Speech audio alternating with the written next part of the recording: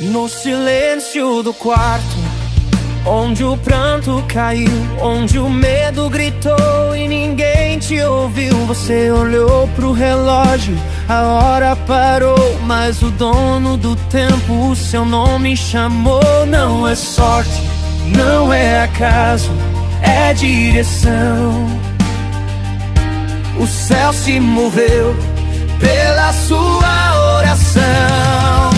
O toque chegou, a muralha caiu.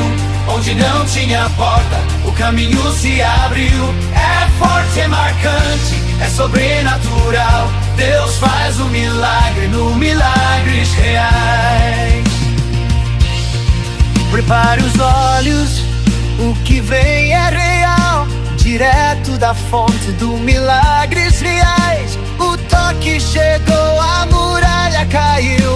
Onde não tinha porta, o caminho